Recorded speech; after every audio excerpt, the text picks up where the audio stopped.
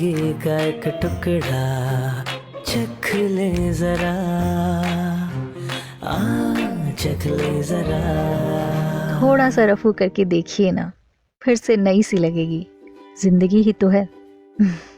वाह, क्या खूब लिखा है गुलजार साहब ने। अरे वाह वाह, तो बहुत अच्छे से कह रहे हो।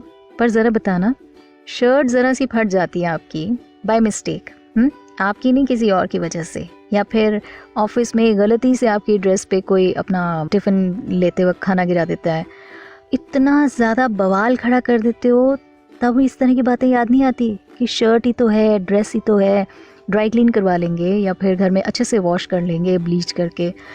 लोग सोचिए अपनी ज़िंदगी रफू करने की बात करते हैं, ज़िंदगी मतलब ज़िंदगी रफू की, और हमें मौका मिल जाता है कि हम उसी मोमेंट पर स्टकअप ना होएं, ना ही अपने आप को डिप्रेशन में लेकर जाएं और आगे बढ़ जाएं।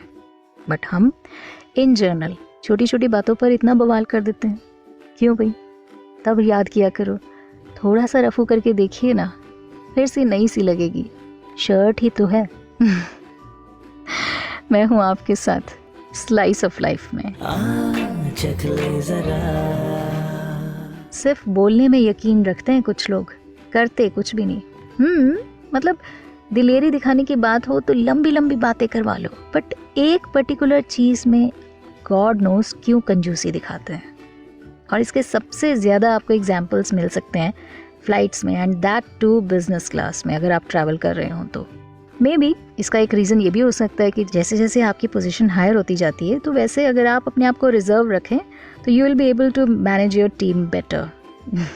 बट कहीं ना कहीं वो एक्सप्रेशंस दिखाने के चक्कर में आप सामने वाले इंसान को यही दिखाते हो कि सारी की सारी कंपनी का जो बर्डन है ना, आप ही के कंधों पर है। हाँ, तभी तो ज़रा निक्की जी भी स्माइल नहीं दिखती है चेहरे पर। वेल, काम के चलते ना अक्सर जब इस तरह के लोग बिजनेस क्लास में ट्रैवल करते हैं तो एकदम ज़ीरो एक्सप्रेशंस इनके फेसेस पर। बगल में कौन बैठा है, दे आर लीस्ट बॉदर्ड।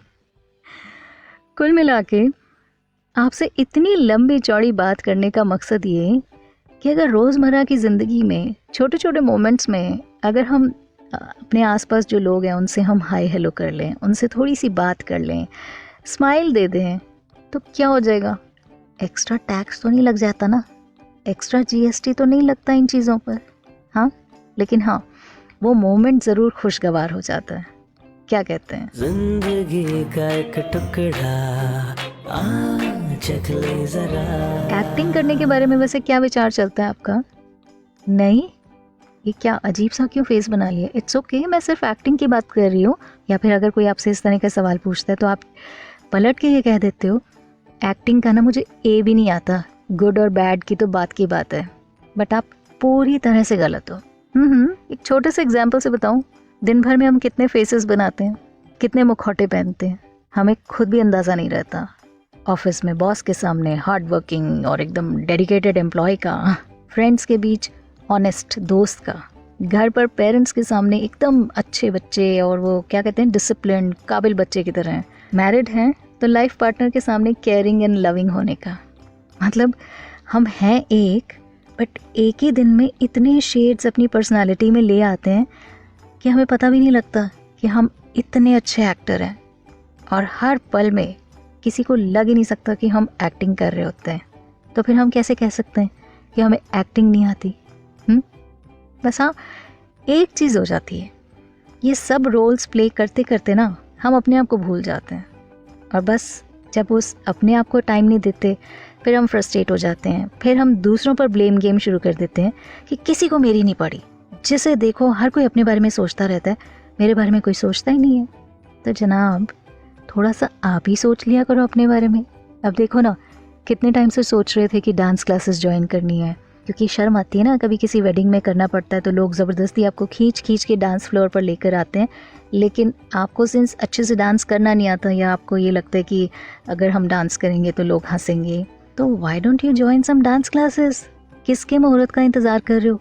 हाँ, कर लो। अब जब मन में आए ना तो प्लीज़ कर लेना, इसी बहाने अपने आप को टाइम तो दे पाओगे। हाँ, जिंदगी का एक टुकड़ा चख ले जरा।